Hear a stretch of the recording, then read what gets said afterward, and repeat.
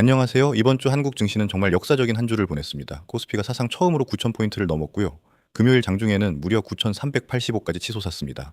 불과 일주일 전만 해도 8,000 초반이었는데 말이죠. 그런데 여기서 이상한 점이 있습니다. 지수가 이렇게 신기록을 쓰는 동안 정작 1,000개가 넘는 종목은 오히려 떨어졌다는 거예요. 오늘은 이 환희와 그림자가 동시에 있었던 한 주를 주식을 처음 보시는 분도 충분히 이해하실 수 있도록 아주 천천히 하나씩 풀어드리겠습니다. 편하게 들어주세요. 먼저 한 주의 흐름부터 차근차근 볼게요.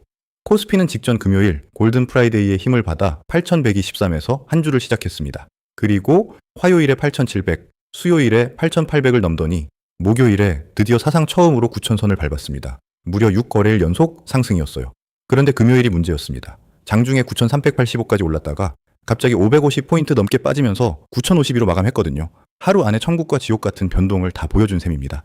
이 변동성, 오늘 이야기의 핵심 키워드입니다. 그런데 여기서 꼭 짚어야 할 게 있습니다. 지수가 올랐다고 해서 내 계좌가 같이 오른 게 아니라는 점이에요. 목요일을 보면은 오른 종목이 109개, 내린 종목이 788개였습니다. 무려 8배가 더 내린 거죠. 금요일도 비슷했습니다. 어떻게 이런 일이 가능할까요? 바로 삼성전자, SK하이닉스, SK스퀘어, 삼성전기, 이 시가총액 상위 4개 회사가 코스피 전체의 약 60%를 차지하기 때문입니다. 그래서 이 몇 종목만 오르면은 나머지 1,000개가 내려도 지수는 멀쩡히 버티는 겁니다. 이걸 우리는 쏠림이라고 부릅니다. 그 쏠림의 그림자가 가장 짙게 드리운 곳이 바로 코스닥입니다. 코스닥은 목요일과 금요일 이틀 연속으로 3% 넘게 빠지면서 1,000포인트를 내주고 966까지 무너졌어요. 큰 종목으로만 돈이 빨려 들어가다 보니 실적이 멀쩡히 좋아진 중소형 소재 부품 회사들까지 덩달아 팔려나가는 일이 벌어졌습니다. 이걸 역차별이라고 하는데요. 실적이 좋아도 그저 코스닥에 있다는 이유로 소외되는 현상입니다. 쏠림장이 무서운 이유가 바로 여기에 있습니다. 이 쏠림 위에 가장 큰 외부 변수 하나가 얹혔습니다. 바로 케빈 워시 신임 연준 의장이 처음으로 주재한 회의였어요. 미국 중앙은행은 금리를 동결했습니다. 그대로 둔 거죠. 그런데 위원들이 앞으로의 금리를 점으로 찍어 보여주는 점도표라는 게 있는데 그 중앙값을 3.4에서 3.8로 올렸습니다. 쉽게 말하면 금리를 내릴 줄 알았는데 오히려 더 올릴 수도 있다는 신호를 준 거예요.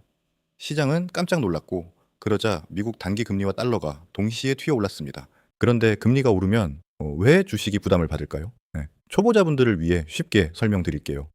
주식의 가치는 결국 그 회사가 미래에 벌어들일 돈을 지금 가치로 환산한 겁니다. 그런데 금리가 높아지면은 그 미래의 돈을 현재로 당겨올 때 더 많이 깎이게 돼요. 특히 지금 당장보다 먼 미래의 성장을 보고 비싸게 사는 반도체나 전력주처럼 밸류가 높은 주식일수록 더 크게 깎입니다. 이걸 어려운 말로 디레이팅이라고도 합니다. 그래서 신고가 행진 속에서도 변동성이 커진 거예요. 환율 이야기도 빼놓을 수 없습니다. 원달러 환율이 한때 1,540 원대까지 올랐어요. 정부가 대책 회의도 열고 달러 공급도 조절했지만 약발이 잘 듣지 않았습니다. 전문가들은 이 1,500 원대 환율을 이제 뉴노멀, 그러니까 새로운 정상이라고 부릅니다. 우리 기업이 달러가 부족해서 그런 게 아니에요. 오히려 우리 국민의 해외 투자가 늘고 외국인이 비싸진 반도체를 팔아서 달러로 바꿔나가는 물량이 커진 아주 구조적인 이유 때문입니다. 그래서 당분간 1,400원 아래로 내려가긴 쉽지 않다고 봅니다. 자, 이제 시장을 끌어올린 반대편 엔진을 볼게요. 그 힘은 바로 반도체와 전력의 슈퍼사이클이었습니다. 미국에선 트럼프 대통령이 인텔을 지원하겠다고 했고요. 메모리 회사 마이크론은 사상 처음으로 주가가 1,000달러를 넘었습니다. 게다가 골드만삭스라는 유명한 투자은행이 지금 메모리 반도체는 15년 만에 가장 심한 공급 부족이라고 못을 박았어요. 물건이 부족하면 값이 오르겠죠. 그 덕에 SK하이닉스는 250만 원을 넘어서며 신고가 행진을 이어갔습니다. 그런데 반도체보다 어쩌면 더 흥미로운 이야기가 있습니다. 바로 전력입니다. AI를 돌리려면 우리가 상상하는 것보다 훨씬 많은 전기가 필요한데요. 문제는 시간입니다. 데이터 센터는 2년이면 짓지만 발전소는 기본 6, 7년이 걸립니다. 그래서 전기가 절대적으로 모자랍니다. 이 부족을 메우려고 변압기, 연료전지, 그리고 정전에 대비하는 배터리 저장 장치까지 전력과 관련된 기업들이 새로운 수혜주로 떠올랐어요. 효성중공업의 북미 변압기 수주 장호가 무려 15조 원이라는 게 그 생생한 증거입니다. 여기에 소재 이슈도 하나 터졌습니다.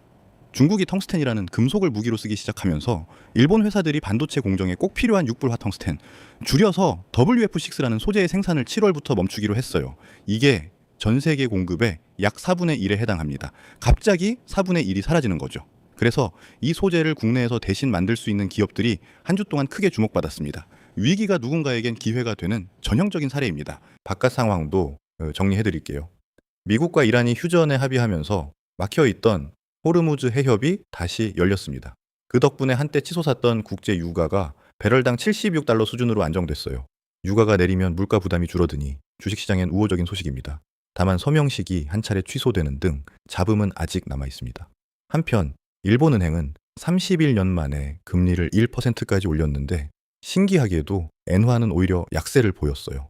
이 부분은 앞으로 지켜볼 변수입니다. 그럼 시장의 큰손들은 어떻게 움직였을까요? 외국인은 월요일과 화요일엔 아주 강하게 사들였습니다. 골든 프라이데이의 복귀를 이어간 거죠. 그런데 매파적인 연준 회의 이후로 매수세가 확 줄었습니다.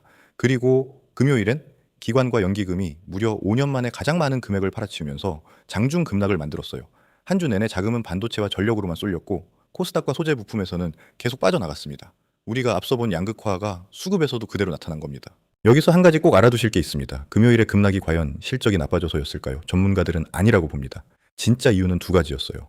첫째, 너무 많은 돈이 반도체에만 쏠려 있다 보니 규정상 비중을 줄여야 하는 자금이 한꺼번에 빠져나간 겁니다.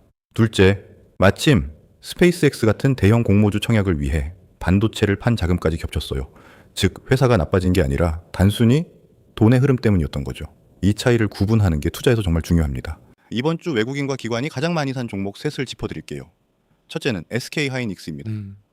금요일 종가가 276만 4천 원이었고요. 메모리 슈퍼사이클의 가장 핵심에 있는 회사입니다. 7월과 8월에는 미국 예탁증서 상장도 기대되고 있어요.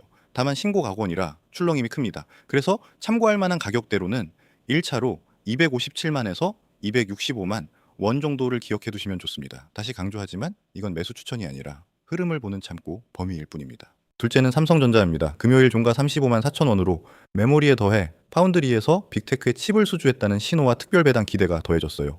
SK 하이닉스와 시가총액 차이가 9%대까지 좁혀지면서 30년 만에 1위 교체 가능성도 거론됐습니다. 셋째는 삼성정인데요. 227만 원으로 AI 서버용 부품 호황의 중심입니다. 다만 석 달 만에 거의 4배가 올랐으니 과열도 조심하셔야 해요. 세 종목 모두 추격보다는 눌릴 때 나눠 담는 분할이 어울리는 자리입니다. 그렇다면 다음 주는 어떻게 될까요? 세 갈래로 정리해드립니다. 첫째 시나리오는 반도체와 전력이 계속 끌어올려 9천에 안착하는 강세입니다. 확률은 40%로 봅니다. 둘째는 매파적인 금리와 높은 환율, 그리고 코스닥 붕괴가 겹치며 되돌림 조정이 오는 경우 확률 35%입니다. 셋째는 큰 종목의 차익 실현 자금이 코스닥과 소외주로 도는 순환매 장세, 확률 25%로 봅니다. 다음 주의 반가소에는 24일 마이크론 실적과 이달 말 미국 물가 지표입니다. 마지막으로 어쩌면 가장 중요한 마음가짐 이야기입니다. 이렇게 변동성이 큰 시장에서는 추격 매수와 빚을 내서 투자하는 레버리지를 멈추는 게 가장 먼저입니다. 그리고 급락이 왔을 때는 이게 회사 실적이 나빠져서인지 아니면 단순히 돈의 흐름 때문인지를 꼭 먼저 따져보세요. 수급 때문이라면 오히려 분할 매수의 기회일 수 있습니다. 또 하나, 공포와 환희가 그게 달할 때는 차라리 며칠 동안 시세를 보지 않고 아무것도 하지 않는 게 더 나을 때가 많습니다. 변동성 장에서 수익은 잘 안 털리는 사람이 가져갑니다. 오늘 내용 정리하겠습니다. 추세는 길지만 변동성은 이제 일상이 됐습니다. 그러니 핵심 종목은 분할로 천천히 모으고 레버리지는 끊고 공포와 환희의 양극단에서는 행동하지 마세요. 이 세 가지만 기억하셔도 한 주를 충분히 잘 보내실 수 있습니다. 오늘 다룬 한 주의 전체 분석과 종목별 참고 자료는 리본 렌즈에서 무료로 보실 수 있습니다. 링크는 고정 댓글에 있어요. 영상이 도움이 되셨다면 구독과 좋아요 부탁드리고요. 다음 주에 더 깊은 인사이트로 다시 찾아뵙겠습니다. 고맙습니다.